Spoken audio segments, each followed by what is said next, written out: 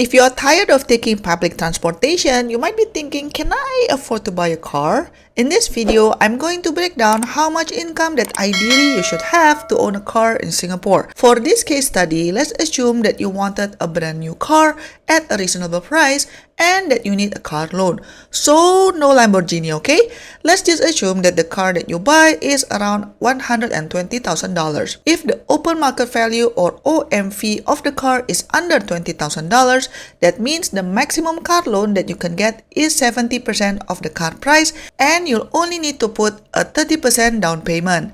If you have a mortgage loan or renovation loan at the same time, the amount of car loan that you can take will be different though because of the TDSR limit. Let's assume the interest rate is 2.78% and the loan term is 7 years. Using SGMart's car loan calculator, the monthly installment for the car is just under $1,200. But the thing about owning a car in Singapore is that the car cost is not the only thing you need to worry about. There are different costs associated with owning a car, such as car loan, road tax, insurance, petrol, parking, ERP, servicing, etc. That's why it's more expensive to own a car here versus in other countries. I'm sure you've heard about COE, or the Certificate of Entitlement, which is given by the government to limit new cars on the road. When this video was made, the COE for category B was just under $100,000, but the amount is known to fluctuate. This amount you need to pay upfront and you can't use CPF for it. And then you have the excise duty, which is around 20% of the OMV. OMV is basically the cost of purchasing, insuring, and shipping the vehicle from the manufacturers into Singapore.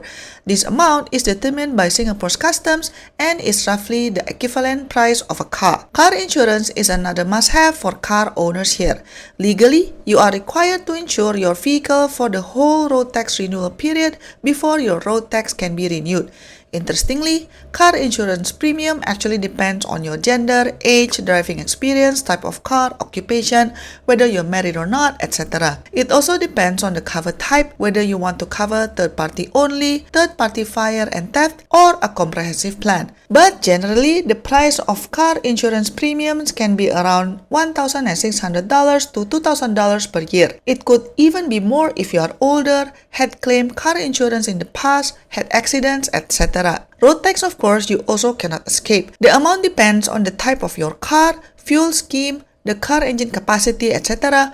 But let's just assume it's around $578 per year. Next is petrol costs. This one really depends on where you're going and how often you drive and which grade of petrol you use. But let's just assume that you drive on average around 60 km per day, which is around 1800 km per month. Assume the car consumption is 18 km per liter and you use grade 95, that means your petrol cost is around $289 per month. Obviously, this number will be much higher if you need to send kids to school, or if you are a property agent who needs to travel a lot, or if you are using your car to be a Grab driver or something. Even parking fees can add up. HDB season parking is around $110 a month, while office season parking will depend on the location, but I've seen parking spots in the CBD area that are quoting more than $200 a month. Then, if you are parking at a shopping center over the weekend, that can average out around $80 per month, assuming that you park around 8 hours per week. So, let's just assume the total for parking is $390 per month. ERP cost is also something that is difficult to avoid. I mean, even if you try to plan your route,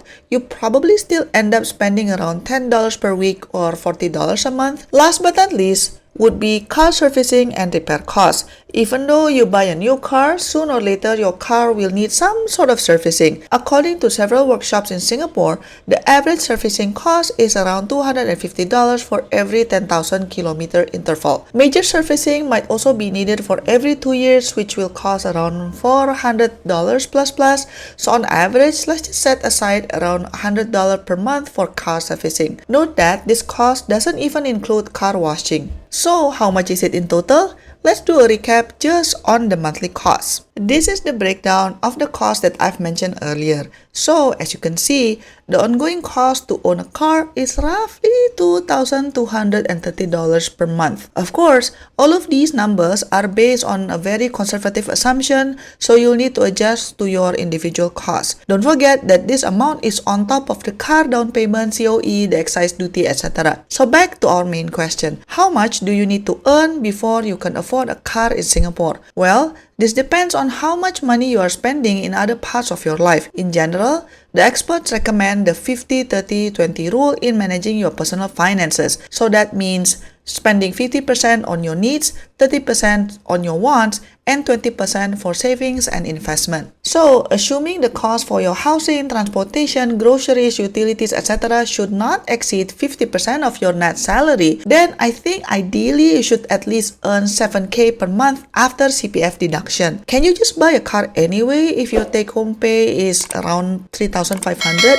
Well, on paper, if you can reduce spending in other areas, you might be able to get away with it. Although personally, I think it's just going to be too tight. The exception that I can think of is if having a car helps you to make money. For example, if you are a property agent that needs to go around town efficiently, or if you are keen to be a private hire driver in your spare time, etc. But even the definition of needs and wants can be different depending on the context. I think if you live in a rural area in Australia or in the United States, for example, it's hard to go around without having your own car. But here in Singapore, where public transportation is generally good, do you really need to have your own car? Personally, after doing my research for this video, I am more convinced to just continue taking public transportation with occasional taxis here and there. I would rather just save up and invest the money as much as I can, but hey, you do you, right? Let me know what you think in the comment section down below. Don't forget to like and subscribe, and I'll see you in my next video. Bye bye!